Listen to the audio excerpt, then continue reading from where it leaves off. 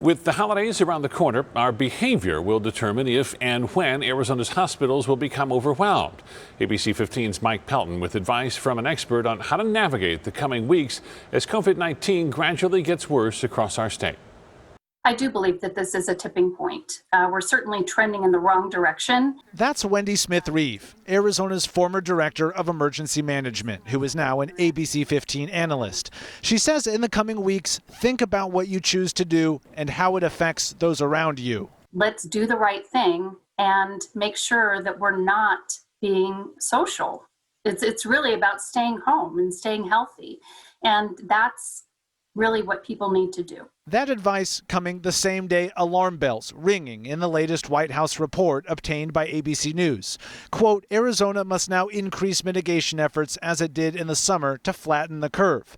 That hasn't happened yet, as hospitalizations increasing by the day. Perhaps no surprise, we've heard the warnings for weeks. Here's Banner's chief clinical officer before Halloween. So I do think that, similar to what we experienced in June and July, that it is likely that Banner is going to become very stressed. A U of A associate professor on November 5th. But as we move into Christmas, that's the time period in which I think we're going to see shortages, we're going to see problems in our hospital. And Brittany Schilling, a Valley nurse, expressing concern about upticks in COVID patients on November 12th. It feels like, why is no one talking about this? Why have we not had things addressed at a higher level?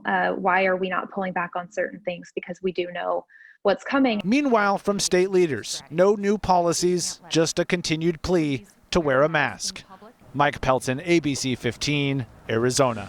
It's no secret COVID-19 puts a strain on our hospitals. And tonight, a new layer to all of this. Nearly 1 in 10 COVID patients are returning to the hospital within 2 months of being released.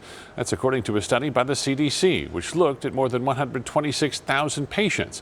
What is not certain is whether those readmissions are from underlying conditions or post-coronavirus medical issues.